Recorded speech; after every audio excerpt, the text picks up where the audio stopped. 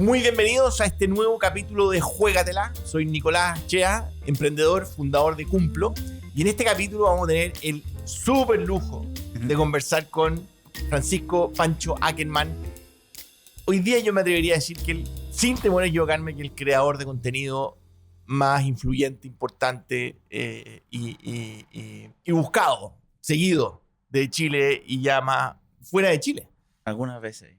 ¿Cómo estáis, Pancho? Muy bien, ¿y tú? Bien, compadre, bien. Mucho gusto verte nuevamente. Muchas gracias por la invitación. Yo encantado de ayudar acá. Bueno, y tu contenido ya trascendió la frontera, me imagino, ¿no? Un 20% de mis espectadores son de afuera, pero en general es más local. 20%. Sí. ¿Y dónde se concentra?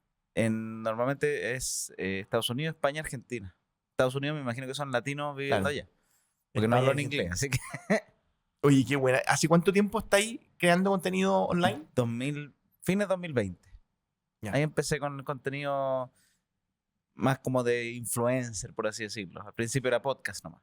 Bueno, pero estas cosas no son coincidencias, son al final, no sé, los emprendimientos son continuos y precisamente el espíritu de Juégatela es hablar de los orígenes, de dónde viene, de dónde surgió, cuáles son las piezas del puzzle anterior a la última, que probablemente fue la creación de contenido. En ingeniero comercial, estudiaste en la Universidad Adolfo Ibáñez. Todas esas cosas yo creo que la gente las sabe, pero ¿por qué no partamos del principio, partamos del origen? ¿De dónde viene Pancho Ackerman? Bueno, soy de una familia, yo diría, media tradicional del país, del sector oriente, que es súper importante, que muchas veces O los sea, eres creadores de cuico, contenido... eres de los Soy cuicos. cuico. Y a la gente a veces le da vergüenza decirlo o trata de inventarse un trasfondo como de soy un sufrido, pero no, en mi caso nací en Vitacura, pucha, para muchos obviamente es súper privilegiado, con ciertas condiciones familiares diferentes, que en mi caso yo cuando nací, mi papá estaba operándose en Estados Unidos, estaba muriendo, y se murió cuando yo tenía 1 año. Entonces prácticamente no tuve papá. Te cambio Vitacura, te cambio todo. Bueno. Sí, probablemente cambiaría estas Sí, cosas, pero fue nomás lo que tocó. Y como fue tan chico, tampoco, no puedo decir que la sufrí como lo sufrieron mi hermano, mi mamá, pero sí, obviamente era un punto importante y que hoy día también me define harto, como a mí me gusta ser papá muy presente, trabajo todos los días porque lo logré crear, porque obviamente si estuviera obligado no podría, pero puedo trabajar hasta las 5, los viernes darme libre, que yo lo he ido creando en medida que he ido armando en el fondo este patrimonio que me va dando pequeña espalda. Pero eso fue importante.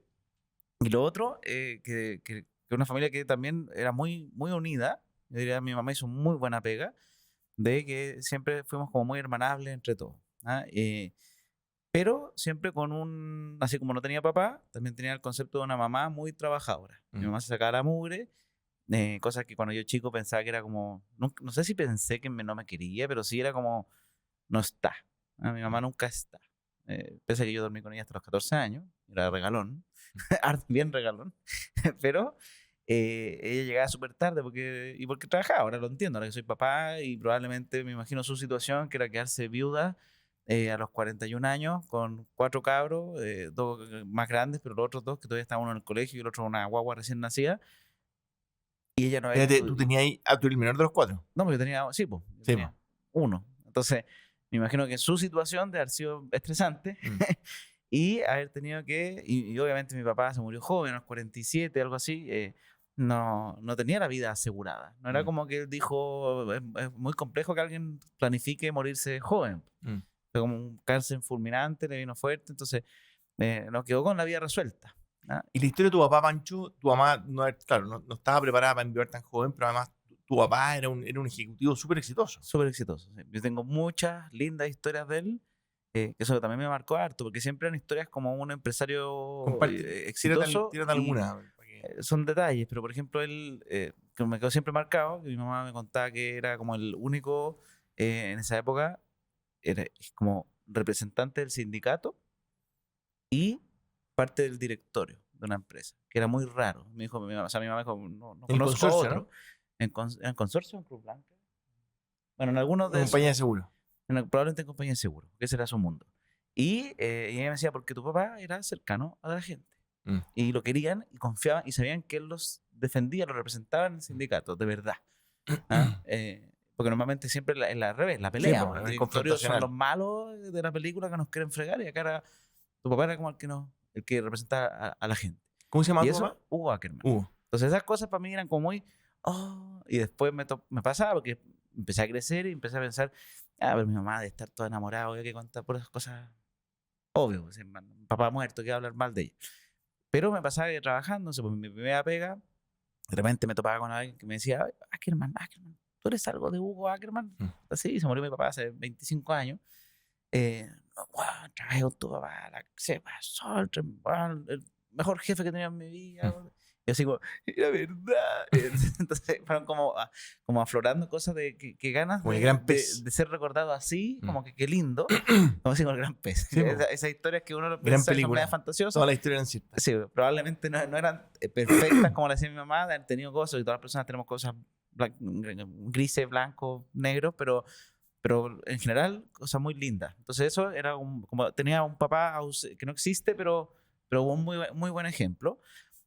Una mamá que se sacaba la mugre, y cuando me digo la mugre de verdad era muy trabajadora, pero no tenía educación universitaria ni financiera, entonces su vida fue aprender a ganar las lucas suficientes para mantener el estatus de vida que teníamos.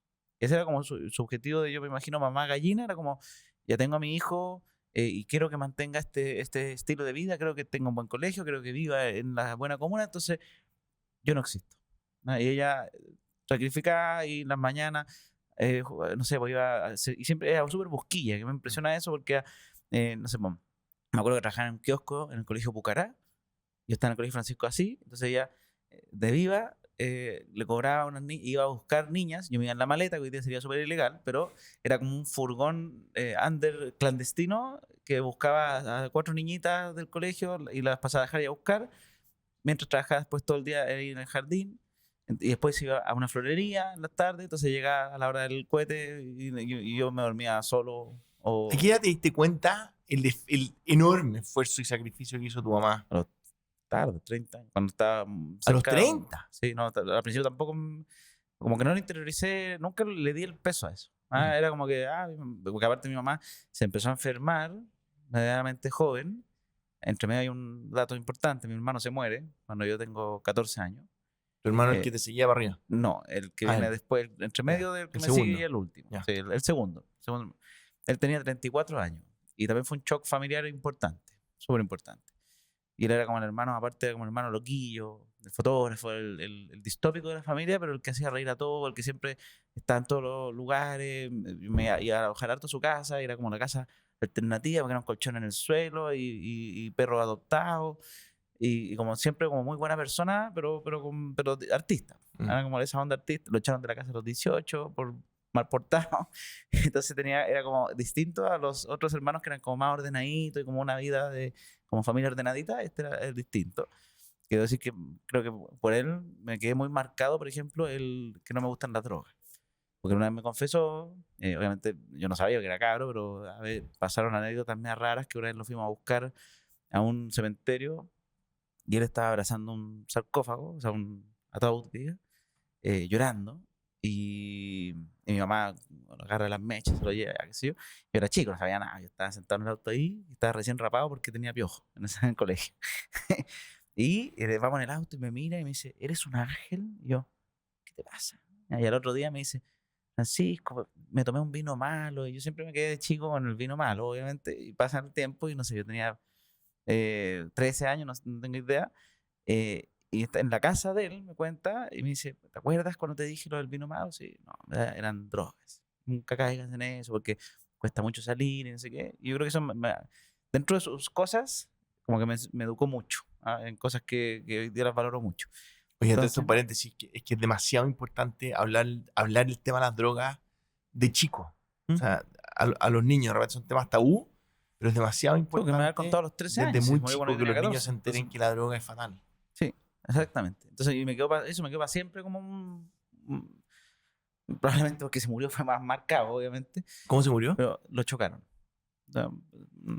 Las Condes con Puente Nuevo, un choque, un accidente, y andaba sin cinturón. Entonces salió volado. Pero fue muy fome. Y eso gatilló a mi mamá. Hubo una serie de problemas, o sea, complicaciones fuertes. Le dio una enfermedad que es parecida al Parkinson, pero más dañina. Fue la que la terminó matando. O sea, mezcla con atragantarse. Pero bueno, cuento corto, ¿Qué año murió tu mamá? 2022. Ese hito fue muy duro, porque ahí obviamente mi mamá nunca perdió, no se volvió como loca. Fue muy duro.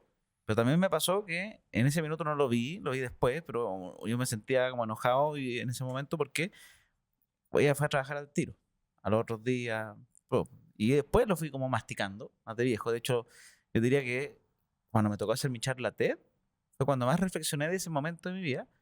Yo decía, puta, claro, si no tenía ni uno, si tenía que seguir pagándome el colegio, tenía un hijo chico, todavía está en primero medio, creo que está yo. No te puedes dar luto. Si el luto es un privilegio. Y no te voy a bajar del carro porque... Y menos si eres emprendedora, porque quizás si eres trabajador, puede ser que, y te entienden, y en la pega te van a decir, sí, tómate 2 semanas, me imagino, depende del trabajador también, hay gente que hay gente que no entiende eso, pero si tú eres la fuente de ingreso familiar y no tienes un colchón, no existe, es como o te echas a morir o seguir para adelante. Entonces, y esas cosas a mí obviamente en el minuto me dan un poquito de lata porque yo estaba con pena para adentro y todo, pero ella iba a trabajar igual todos los días y uno siente como, ay, qué frío, aunque lloraba y todo, pero era como, y es porque no se podía nomás. Y ella no me decía, Obvio. estoy trabajando por ti, no. Pero entonces, pero es la realidad. Y hoy día, ahora que soy papá, es como digo, puta, si en verdad uno se saca la mugre todo el rato, por uno también, pero también por su familia, y ahí me empiezo a pensar esas cosas que tenía, que era como que se sacaba la mugre con las herramientas que tenía, de lo mejor de sí, y logró de verdad sacar, creo, una muy buena familia adelante, pero me da pena que, y de ahí lo ligo al mundo financiero, y de por qué educo, que fue como que lata ser tan sacrificado para que después uno queda sin nada. ¿no? Que fue el caso de ella. Y por falta, muchas veces, sí, de planificación, porque uno puede decir, ya, pero sí la hizo todo bien. Y hablando con ella, no, po. Sí, ella más que todo hizo todo lo que creyó que estaba bien en el minuto, pero probablemente a mí me podría haber, no sé, pues yo, datos, pero yo tenía álbumes, por ejemplo, de láminas, de Salo, en esa época.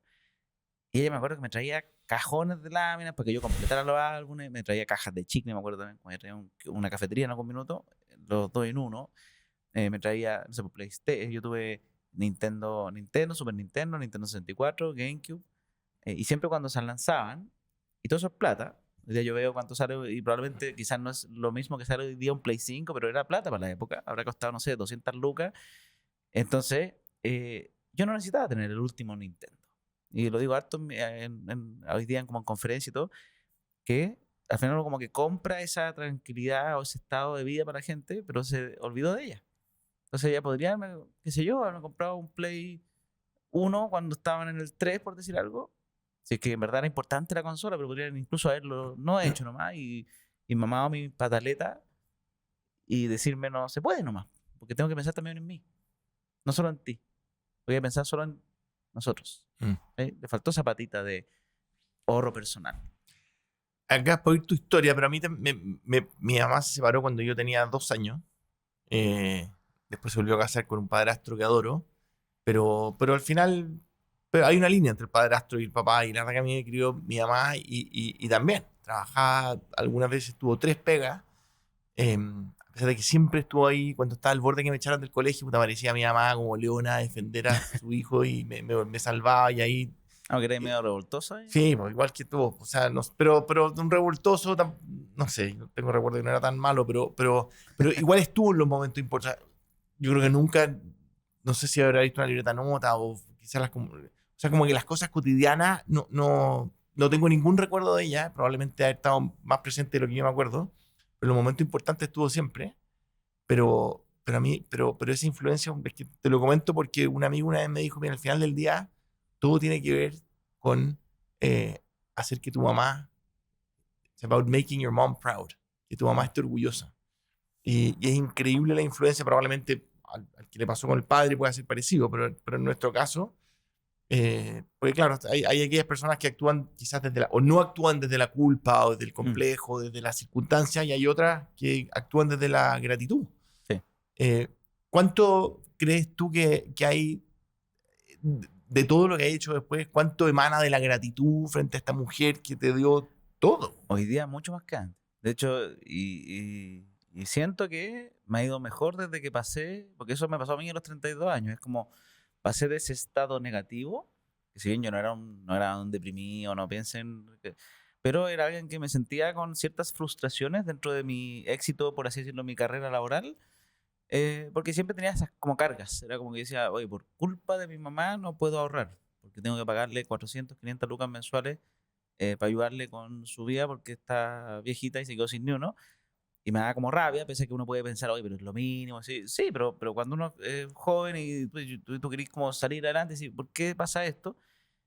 Y después fue como al revés, pues dije, ahí empecé a cambiar el switch, como dije, en verdad, como que Se lo debo hice todo. recuerdo, sí, pues estoy pagando un mínimo y más que enojarme es gracias por todo lo que hizo, pero además hay un plus extra que es, eh, con esto puedo aprender que yo no voy a hacer eso tampoco. ¿Sí? Porque ella se sacó hizo como lo mejor que pudo con las herramientas que pudo. No es como que hizo una. No, es lo que sabía, el conocimiento que tenía. Y yo tengo la fortuna que ella sí esforzó en que yo fuera un cabro más o menos clever, aprovechar esa ventaja. Yo sí estudié una carrera, sí pude hacer las cosas. Entonces yo tengo que hacerme un camino, ojalá, mejor. Y ahí empecé a cambiar mucho el switch. Y empecé a decir gracias en muchas cosas de mi vida. Que antes era siempre como una excusa, un escudo. Es que culpa, que no sé qué. Como que hoy, pucha, que a mi hermano les tocó mucho más fácil salir de la U y comprar una casa al tiro. Era como que el primer sueldo tener casa. Bueno, hoy día hay otras cosas. Hoy día está la facilidad de que prendo un celular y puedo ganar plata. Y antes eso no existía. Antes tenías que tocar puertas y sacarte la mugre o tener pituto, qué sé yo. Entonces, todos los tiempos tienen sus cosas bacanas y sus cosas malas, y empecé como a decir, ¿sabes qué? En vez de enfocarse en las malas, como pasan las noticias, por así decirlo, porque están ahí siempre, ¿sí? El mundo es de cosas buenas y cosas malas todo el día, empecé como a hacer cosas entretenidas. Y pasaron cosas muy lindas porque me empezó a ir mejor en la pega, empecé a ver oportunidades donde antes no se veían, y ahí siempre se me viene esta frase que es muy cliché, pero que en verdad es muy sabia, esta de Séneca clásica, como de la suerte está donde se cursa la preparación con la oportunidad. Y verdad que las oportunidades están todo el día, todo el rato. Y cuando uno empieza a prepararse, porque yo no estaba preparado para tomarla porque estaba todo el día negativo y que no sé qué, entonces la única forma de salir era sacarse la cresta, como que seguía el ejemplo de mi mamá, pero como medio la parte mal, ¿cachai? Era como que me tengo que sacar la cresta nomás, sin mucho proyección ni nada, sacarse la mugre para el pan del día y gastarme todo. Todo era bueno para gastar. A decir, no, pues se puede. ¿Y qué pasó? Me fue mejor en el trabajo, empecé a conseguir distintas pegas, empecé a aprender más, empecé a hacer negocios con mi familia, hoy día trabajo con mi hermano. Y mi hermano probablemente esta cosa no la habla, porque nunca hablamos de esto, porque los hermanos no sé, hablamos otras cosas. Pero también debe sentir probablemente que hace un par de años él siempre me decía a mí como, no, es que yo no puedo ahorrar porque tengo mis hijos y no sé qué, y imposible, y mi vida es así.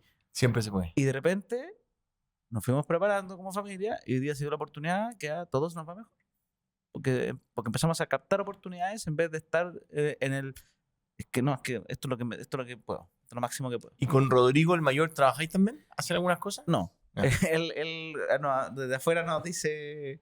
Él nos tira talla, pero él tiene su negocio y le va súper bien y él nos ayudó también, nos dijo, oye, pero o sea, pavo, porque me está yendo bien por un lado, Cristóbal está en otro lado, yo soy más creativo, él es más como metódico, ordenado. Júntense, no sean hueones. Y después hoy día, no sé, como que nos dice todo el rato, ya, pues cuando me llega a mí la mesada de que hice el 10%. Digo, ya, pero trabaja con un nosotros. royalty. Sí, pues dijo, no, que yo no quiero trabajar con usted, quiero un royalty, sí.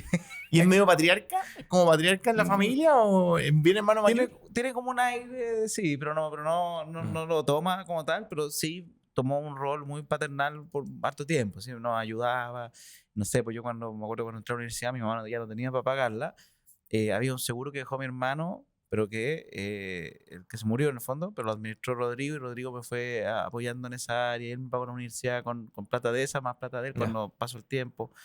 Entonces, siempre ha estado como siempre que, y cuando hay cualquier problema, él también ayuda, siempre está presente. Entonces, eso sí. Oye, bueno, dos cosas. La primera, se habla mucho del product market fit. Sí. El fit entre el producto y el mercado, y ahí es cuando los productos y las empresas explotan. Pero hay otro de lo que se habla menos y que es igual o más importante, es el fit personal y el fit con tu origen. Yo antes pensaba que la originalidad tenía que ver con la persona que era como distinta, La vaca excéntrico, púrpura. estrafalario, el gallo original, que se atreve a ser tan distinto y nada que ver. La originalidad es precisamente ese alineamiento, esa reconciliación con tu origen, de dónde venís. Porque, bueno, un dato divertido, nosotros vivíamos en el mismo edificio. Sí, pues. Que es de 31 a 70. Sí.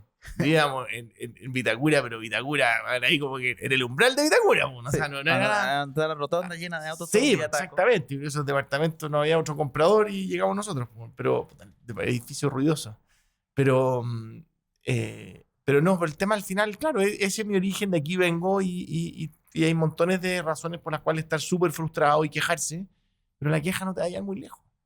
Y la gente dice, claro, no, es que vos eres tan optimista, pero es que no conviene ser pesimista. Ayer tuve el otro día una charla con Francisco Pérez Maquena y decía como que los empresarios, los emprendedores, hablaba de como optimismo a su juicio casi irracional, a mi juicio súper racional, porque es una opción. Uno tiene la opción de ser optimista y yo estoy programado para ser optimista. Me acuerdo cuando vino el estallido social, estábamos todos súper urgidos. Y yo dije, esta cuestión, esto nos va a fortalecer, vamos a salir adelante. Y un director me dijo, oye, pero Nico, está bien que seas optimista, pero ¿sabes qué? Párale ese ojo. Porque ¿cómo estáis viendo un lado bueno de todo esto? Si todos los escenarios son malos. Y decía, bueno, ¿queréis que sea otro pesimista o queréis que haya uno en la mesa que tenga cierto optimismo? Y como me dijo, no, ya sé que en verdad tenéis razón. Sigue así. La otra vez hablábamos, no sé, pues con Jaime Villuta también en otro capítulo de Juégatela, y contaba lo difícil que hacía para su papá, de repente llegaba pateando la perra a la casa. Y uno al final, me acuerdo de Nico Bech, que en paz descanse, un gran emprendedor, que nunca se me olvidó, contaba cuando él era fundador de Bazooka y no iba para ningún lado. Andaba todo Bazooka, pésimo. Era bacán, Bazooka. Fíjate cómo se anticiparon. Era todo bacán, pero él decía que antes de tocar el timbre de su casa, contaba hasta, no sé, se quedaban los minutos que fueran y se ponía la cara de cumpleaños y entraba, casi como La vida es bella, como esa película, ¿te acordás? O sea, un padre que entraba y los niños con un jolgorio, o sea, es muy importante.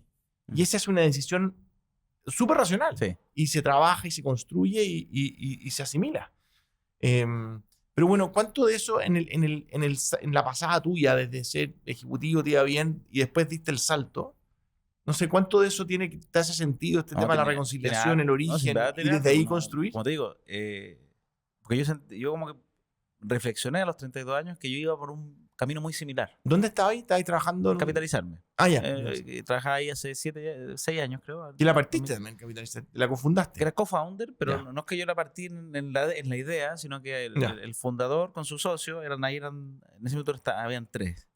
Pero 2 como los que hicieron la idea. El otro era más el tequi que contrataron para ayudar a la parte tecnológica. Me invitan para trabajar, nos llaman muy bien. Yo era un cliente primerizo, fui el cliente número 7, siempre me cuenta como fuiste un cliente marcado. Y yo como que era el cliente medio buena onda, pero pesado. Porque decía, tu empresa es como el Ford, en talla. O yo estoy metido en el mundo de la innovación y qué sé yo, y bueno, compré un departamento, no tengo idea qué compré, no sé, nadie me llama, no sé nada. Oh, Pancho. Y después, pero con respeto, te decía, sí, igual que Julio César, pero con respeto. Y empezamos a tener un hábito durante un año de juntarnos y nos tomábamos un café, un desayuno, me acuerdo perfecto, a las 6 de la mañana en Los Alpes. ¿A las 6? O a las 7, no sé, cuando abría, pero era antes de la pega. No, a las 6 no puede ser, a las 7 tiene que haber sido. Entonces, éramos como los que abríamos el lugar. ¿Para qué? Porque era para aprovechar antes de entrar a trabajar, cada uno en sus pegas. Y ese hábito que duró un mes y nos compartíamos cosas, y al cabo de un año me dice, vente a trabajar conmigo. Y eso era el 2015. Antes yo había sido inversionista nomás de la empresa. Y fue una carrera muy linda. En verdad lo pasé muy bien, hice buena carrera. Pucha, no tengo ningún mal recuerdo como de ese periodo como trabajador, pero mis hábitos estaban yéndose por una línea distinta y probablemente era por nunca haber trabajado en mí, como en mi interna. sea, como que estaba siguiendo un mismo ciclo. Empecé a vivir y gastar todo lo que tenía. Y me ganaba un poco más de plata y cambiamos el auto y todo. Y tenía este patrón de gasto obsesivo, de como querer estar bien con el resto de la plata, ¿cachai? Como a través de dar cosas, era como mi demostración de cariño, por así decirlo. Y después me pensaba que mi mamá hacía eso con nosotros siempre, en buena, porque obviamente era su forma. Y decía, algo está, y ahí empecé a hablar con ella de plata, que nunca había hablado. Y aparte porque estaba muy enferma y porque yo necesitaba plata, porque estaba endeudado. Y ahí es donde mi mamá me dice como, pero ¿cómo? Si tú eres profesional, o sea, como tú eres el que sale en la tele, porque yo ya no salía como influencer, sino que yo era el rostro de la empresa. Entonces para ella era como, tú estás acá. Yo me endeudé porque pucha, no tuve nada. Para que tú estuvieras donde estás. ¿Y cómo estás endeudado? Y ahí empezamos a hablar y me dijo, pero por eso, ¿cómo gastas así? No, y fue muy linda esas conversas. ¿Ah? Tirando sus chuchadas también entre medio siempre, pero ahí fue como que agarró el tema y eso me ayudó mucho a hacer mi cambio de switch. ¿Ah? Eso sumado que empecé a mirar también a mis amigos con otros ojos como de, puta, estamos en la misma edad, salimos del mismo colegio, tenemos las mismas más o menos posibilidades y ya están comprando su casa propia, hasta no sé qué, y yo aquí, pringado con 15 millones en tarjetas de crédito, vivía con mi hermano, o sea, no tenía ni una excusa excepto esta excusa que yo me ponía de que mantengo a mi mamá y usted no, pero en verdad igual me sobraba plata si quería. Así, entonces, ahí dije, ¿cómo cambio? Me empecé a educar. Estabas soltero todavía, ¿no? Estaba pololeando. Yeah. Y también fue porque me quería casar, o sea, me empezaron a venir los aires de querer casarme pero y decía, no podía. Y no tengo nada, dije, ¿qué ofrezco? Menos 15. Menos 15. Y una salida mula a comer porque le invitaba a comer con plata que no tenía. Con los puntos. con las tarjetas sobrevendía. Entonces ahí le confieso a mi polola, como estoy endeudado, y ella me dice, yo también. Ya dije, puta, los hueones. No te puedo parcito. Ella más que yo, de hecho. Por otras razones, ya era un tema más familiar, un papá que se la calzó, ya otro tema. Pero súper importante, y ambos nos comprometimos a salgamos de esto y yo. Entonces, entre paréntesis, tú estás clarísimo que en Chile hay más de 6 millones en DICOM. Sí, lo tengo claro. O sea, el estallido social, yo creo que el 50% del estallido social tiene que ver con sobreendeudamiento de las tarjetas. Seguramente, por la conformidad que uno tiene y abusan con las tasas, y está clarísimo. Y aunque te pongan la máxima convencional, después igual mezclado con el interés rotativo y con el pagar el mínimo, eso no existe, porque la máxima convencional es como el interés base. Claro. Después todo lo que te vapulean entre medio lo multiplican por 4. Sí. Entonces, cuando uno ve de repente cae 400%, sí, existe el 400%. ¿Por qué? No, porque es el interés sobre el interés sobre el interés. Y la máxima convencional es solamente de la primera. Claro. ¿Sí? Para que sepan que sí, pueden pagar 3, 4, 10 veces más una deuda si la dejan pasar. Entonces, ahí empieza este tema. Y parto conmigo. Acá no fue como que nació la idea como, ya, voy a educar a todo el mundo. No. Fue como, necesito estar bien, no puede ser esto. Y empecé a yo consumir contenido financiero, a salir a caminar. Si tú con todo el conocimiento, preparación y ejemplo que tuviste estabas en esa, imagínate el resto. Eso también lo pensé. Claro. Y esa fue uno de los bichitos que dije, yo necesito hacer educación para otro. Porque si yo teniendo todo esto, a punta de una madre que se dejó la mugre, además, entiendo el estallido. De hecho, ¿sabes cuál es la mejor manera de aprender? Entiendo el estallido. ¿La mejor manera para aprender? Enseñar. Sí, es verdad. Y uno increíble. De verdad aprende mucho más. Y he descubierto que además si uno quiere enseñarle a su hijo, aprende más todavía. Y por eso a mí me gusta el concepto como de tratar de hacer educación financiera familiar. Porque a tu hijo no querés, no le enseñé por plata, no le enseñé por nada, le enseñé porque es tu hijo. Entonces cuando aprendís para enseñar a tu hijo, como que una idea realmente para que hagamos juntos. Entonces yo te apoyo, pero tú sabes que los programas de educación más exitosos de la historia son de la mentoría entre pares, que los niños de octavo básico le enseñan a los de sexto. Cáchate. Cáchate. O sea, nosotros podríamos resolver la educación porque el que más aprende es el de octavo. Porque él aprende tiene que aprender para la vergüenza y no poder enseñar al de sexto. Sí, mira que simple sería y gratis. Eso podríamos. Sí, porque no está pensando en el bichito de que no me pagan por esto. Yo lo he planteado, nunca lo he hecho, pero ahí está toda la literatura que lo indica. Podríamos mejorar el sistema educacional en Chile mañana porque es gratis. Tendría el profesor más barato que ya están ahí en la sala de clase y todo gratis. Y además mejor ir a la socialización. Conversémosla después. Está pero... bueno, sí, está bueno. Y ahí sale, en verdad. Si no hay mucha ciencia en eso, que yo empecé a salir a caminar, tengo unos tips que yo siempre doy, pero siempre trato de recalcar que es una receta personal, porque hoy día está muy de moda también.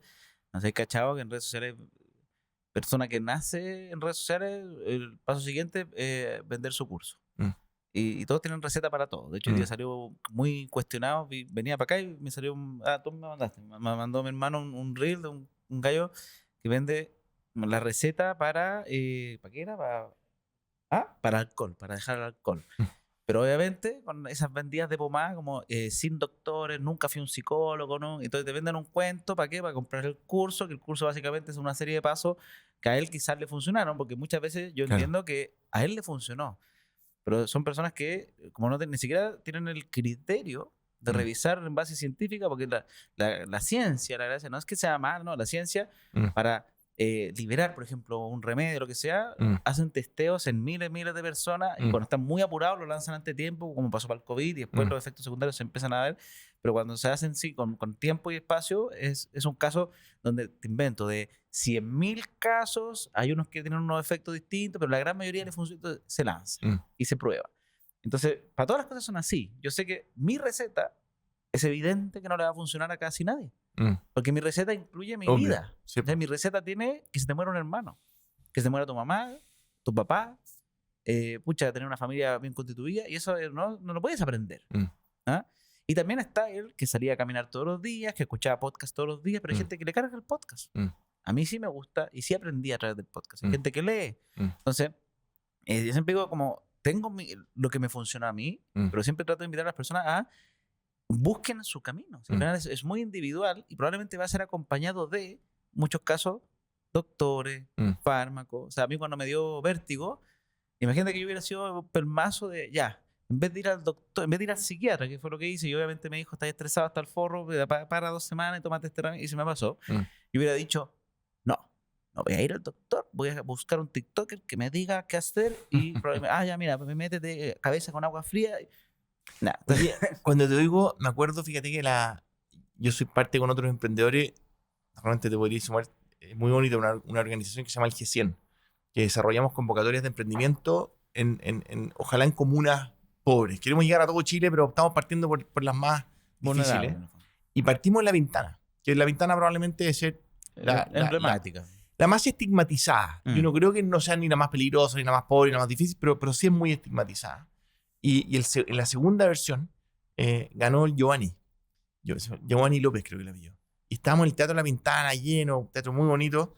Y él, entonces yo estaba animando ahí, le dije, oye, Giovanni, unas últimas palabras para el público. Y entre los llantos, estaban los abuelos, una situación personal súper, súper difícil. Y él dice, yo quiero decir solamente una cosa, yo estoy acá no a pesar de haber nacido en La Pintana, gracias a que nací en La Pintana. Porque mis circunstancias, cáchate, mis circunstancias me hicieron ser quien soy. Y un cabrón que estudió ingeniería química y estaba haciendo unos lavalosas y eran unos productos sustentables para el aseo del hogar. Te juro que cuando tuve a Giovanni, y obviamente su vida era muy difícil, no estaban sus papás, estaban sus abuelos, o sea, imagínate algo. O sea, por todos lados. Y él estaba ahí y yo me voy a quedar acá. Y el gracias a, o sea, qué importante es conectar nuevamente. ¿Cuál es tu origen? ¿Cuáles son tus circunstancias? Porque eso es lo único que te hace único. Sí. Nadie tiene las mismas circunstancias que tuviste tú. El emprendimiento se correlaciona mucho más con la adversidad, con el hambre que con la abundancia. Como dicen, prefiero 1000 veces le pongo la plata a un mono criado en la selva que a un león de zoológico. León de zoológico, lo único que tuve que hacer era abrir la boca para que le metieran el filete pero me hace demasiado sentido lo que estás diciendo, que gana. ¿Cómo llevamos ese mensaje? ¿Cómo podemos acelerar? Yo sé que tú estás, tu aproximación es del mundo de la finanza, pero al final también el mensaje es subyacente del mismo. Las redes. Yo, la manera que encontré, porque dije, perdona, porque, bueno, esto es obvio, pero la única manera de que Chile salga adelante y sea el país que todos soñamos y que sabemos que podría ser, si cambiamos ese clic en los chilenos, ¿cómo estáis cambiando ese clic? En mi caso, a través de la masividad de las redes, porque creo que no va a venir la solución. Antes también era como clásico que, que me gustaría que salga un presidente que ayude, bueno, y que cambie las políticas, y eso se ha ido mostrando con la historia que es muy difícil, muy difícil. Y aparte, responden siempre a intereses políticos. Entonces, para que ellos quisieran hacer realmente leyes que aporten de alguna manera, tiene que haber una masa pidiendo eso. Si la masa de Chile pidiera, oye, de verdad queremos que nos enseñen educación financiera en los colegios, y fuera un grito a voces y que es imposible ignorarlo, se plantea eso. Pero si el grito es otra cosa, si el grito va a ser, no nos importa eso, no sabemos de dónde viene la plata, pero queremos que esto funcione así gratis, los políticos van a escuchar eso. O sea, entonces es muy importante que gana de que en vez de educación gratis, el lema hubiera sido educación buena. Por ejemplo. Esa es la mayor. Esa queja sí que a esa yo estaría en la primera línea marchando. Entonces, y en el mundo financiero, yo decía, pucha, ¿qué pasa? ¿Dónde se aprende? Porque hoy día no es que no exista la educación financiera, está súper disponible, está en YouTube, en canales especializados, pero está en un lenguaje muchas veces que era muy complejo. Está en universidades que no están accesibles para todo el mundo. Entonces yo dije, ¿cómo lo puedo hacer a mi manera? Y partí con lo básico, que era, yo aprendí en podcast y voy a hacerlo con podcast. Pero después me puse a estudiar, nos sacamos la mugre con el equipo que tenemos detrás, que es maravilloso, y llegamos a estar en el top 10. Y dije, qué bacán, estoy impactando. Top 10, ¿cuánta gente nos escucha? 8.000. Y dije, puta, no están, ahora un poco más porque ya se ha ido adaptando el podcast, pero dije, estoy lejos de los 15 millones que creo que escuchen esto. ¿Cuántos te escuchan ahora? ¿Ahora son cuántos? ¿Son más o menos? ¿60.000? 700.000. ¿Ah? ¿700.000? Pero con YouTube incluido. Sí. Ya, pero ha crecido, ¿viste? Pero con YouTube incluido. 100 veces. O sea, pero con YouTube incluido. Entonces, fue como, oye, no sirve solo escuchar el podcast. Después hay gente que lee el libro y van, no sé, 20.000 copias vendidas. Pera y manzana. Sí, Pera y Finanzas.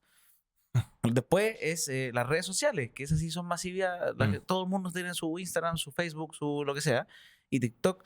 Entonces, 1.200.000 seguidores. Y ahí dije, ya, acá está la masividad para poder impactar con el mensaje, que obviamente no va a cambiar la vida ni la realidad el día uno, pero al menos tratar de implantar el bichito, que eso era lo importante. Y como también me pasó que estudiando harto este tema, porque dije, pucha, ¿por qué si la gente no se interesa? Y después me veía yo mismo, ¿cuál era mi hábito todos los días? Llegaba de la pega, raja, porque uno llega raja siempre cuando trabaja mucho, y lo único que quería es desconectarte. Y ojalá basura, o cosas, no basura, yo también me entretengo, pero una película, o un anime, o una serie, o lo que sea, y olvidarme en que estoy como esa. Y dije, ¿qué pasaría si en esa serie, en ese monito, en ese lo que sea, hay un mensaje como fuera un subliminal, pero simpático de educación? Entonces lo dije al revés, ya, no, difícilmente voy a llegar a Netflix a decirle, oye, que todas las series tengan educación financiera metida entre medio. Voy a ser yo más simpático, más humorístico. Y empezó a convivir, y ahí creé mis personajes, Frank, Mr. Impuestini y un montón más. Empecé a hacer series, por ejemplo, hoy día tengo una serie que se llama No gastes en huevadas, que la gente se ríe porque hoy día me mandan audio y dicen como, Pancho, cada vez que me compro un café, me suena No gastes en huevadas. Y significa que está impactando, porque volví entretenida la educación. Entonces, en este caso es lo mismo, si uno quiere impactar con este mensaje del que sea, como hoy el emprendimiento, la única razón para salir adelante, o la educación, hay que tratar de llevarla en ese lenguaje simple, ameno y simpático que la gente quiere escuchar, porque la gente trabaja mucho. Si eso no hay que olvidarlo. No es que la gente sea floja. A mí me molesta mucho cuando alguien dice, por ejemplo, el pobre es pobre porque quiere. La gente se está ganando la mugre.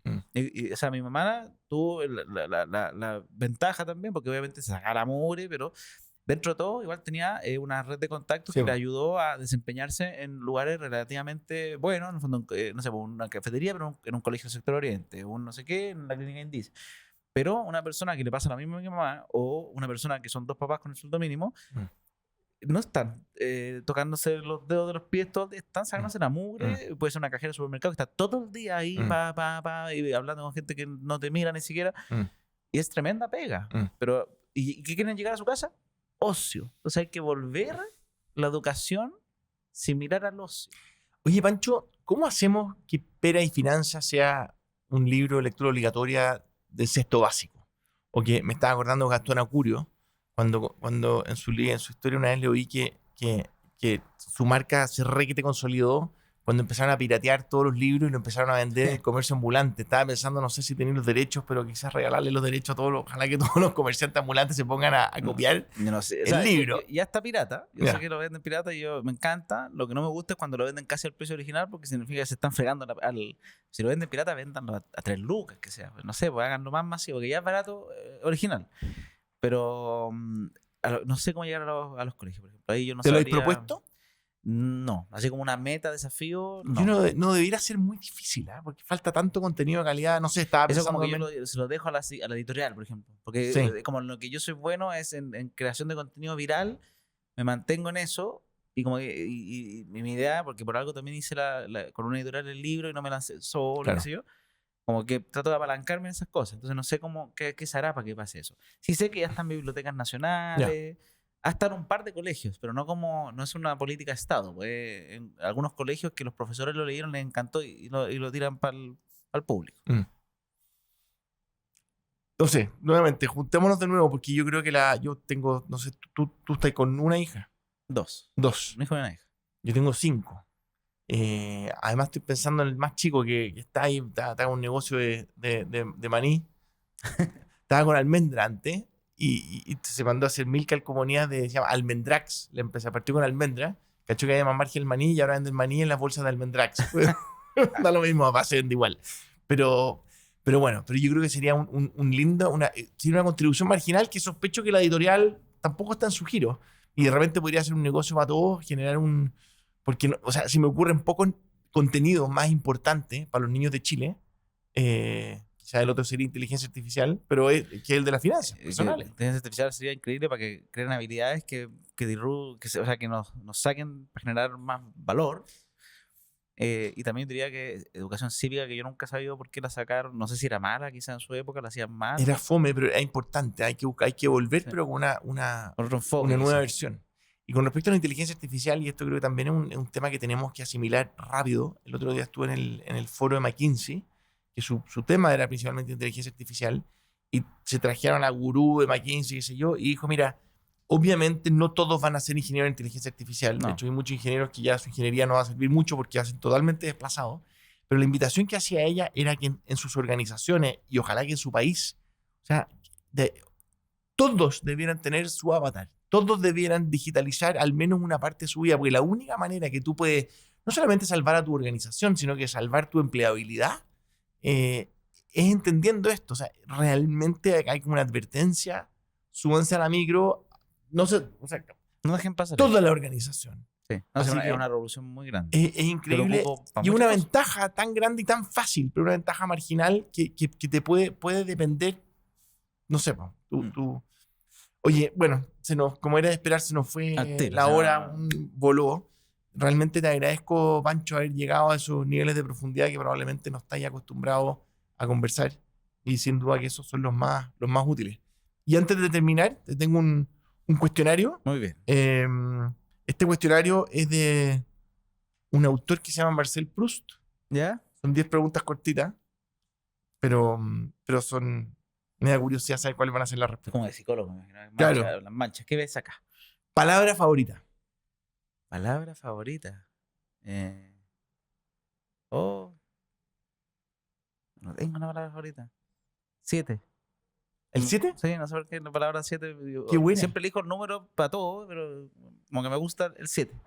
Y la palabra que más te disgusta. ¿Me disgusta? Sí. ¿Qué odias? Berenjena. No, betarraga. ¿Qué es lo que más La asocio a la cosa. no pero te a mí me carga la betarraga. La Creo que betarraga, es la por eso la única odio, cosa. Es Yo como también. la cosa cuando yo digo como de todo, bueno, betarraga. ¿Qué es lo que más te gusta hacer? Emprender. ¿Y, Hacer cosas. ¿Y qué es lo que más te disgusta hacer? Me disgusta. ¿Qué puede ser lo que más me disgusta? Hacer dieta. O si no, Oye, veamos el tema, juntemos un día para ver cómo llevamos a los colegios el contenido. feliz. Creo que sería súper, súper a propósito, porque a mí también lo que más me gusta hacer es emprender. ¿Cuál es el sonido que más te gusta? Sonido. Sí. Cachín. No, no, ¿qué sonido puede ser? Oye, las preguntas locas. Me gusta mucho mucho el sonido cuando destapo una lata. Mira, ¿y qué Cuando- sonido? Es como ese refrescante, es como que, Sí, po. es como que llegó algo rico. Qué buena. Ese sonido yo encuentro que es muy rico. Y como que es algo nuevo, como está recién Me acordé del fresca. comercial, hay un comercial de Free. ¿Te acordáis la Free? Que se destapaban la botella. Ah, pero es el de la botella. También es Sí, bueno. po, sí, El de la lata, sí. cuando, Ah, de la lata, claro. cuando hago una... Y como que suena, ese sonido Refrescante. es rico. ¿Qué profesión distinta a la que tení te hubiera gustado, te hubiera encantado tener, ejercer? Distinta a la que tengo. Yo diría hoy día, cuando chico era caricaturista, pero ahora ya no me ni pesco un lápiz. Pero hoy día yo creo que siento que lo pasaría bien haciendo temas de actuación. Mira, Creo o sea, que- actuar. Sí. O teatro, ponte tú. Encuentro Buena. entretenido. ¿Algún género en especial o Medio cómico. drama? ¿Cómico? Sí. ¿Y stand-up comedy nunca he hecho? No. Pero me han invitado, pero lo encuentro entretenido. ¿Qué profesión es la que detestaríais hacer? Detestaría algo que estuviera sentado todo el día, no sé, y, cajero, o sea, los que están en los peajes, un trabajo que tu vida es estar sentado todo el día, a mí eso lo detesto. Qué increíble, porque una de las cosas obvias que, bueno, de hecho ya se ha digitalizado con los tags, son esas pegas. A veces la gente dice, pucha, que atroz, se van a romper tantas pegas, se van a ir pegas, pero por otro lado, Porque se están yendo pegas yo creo que les da la oportunidad, los porque de repente obliga. uno se queda Sí, po. y porque es lo seguro que uno tiene, Sí. y yo creo que esto los puede mover a que quizás piensen un poquito afuera de... Oye, última pregunta. Sí. Si el cielo existiese ¿Ya? y te encontráis con Dios en las puertas del cielo, ¿qué es lo que te gustaría oír de él al verte? ¿Qué es lo que te gustaría que te dijera? Realmente aquí está tu familia. Eso es como que me gustaría como...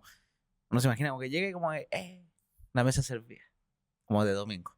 Siempre, siempre en la familia, siempre. Pancho, no sabéis lo que te agradezco, realmente, así que sigue haciendo el bien, Gracias. que te siga yendo más, muy bien haciendo el bien, así que te siga yendo mejor, haciendo más bien. Y no, en verdad, muchas Y gracias, conversamos ahí además, para gracias la por duración. todo tu apoyo también de Cumplo, y sido un súper amigo Cumplo, así que también agradecido por eso y nada, pues sigue con todo y aquí estamos. Ojalá Gracias. nos veamos luego de nuevo. Ojalá nos veamos. Bueno, y a ustedes muchas gracias. Como era de esperar, fue una conversación maravillosa, distinta, original, con el gran Pancho Ackerman, autor de Comperas y Finanzas. Cómprenlo, ojalá en librería, pero si no, en algún comercio ambulante, ojalá no al mismo precio de la librería. Así que eso, muchas gracias y ya nos veremos en un nuevo capítulo de Juégatela. Chao.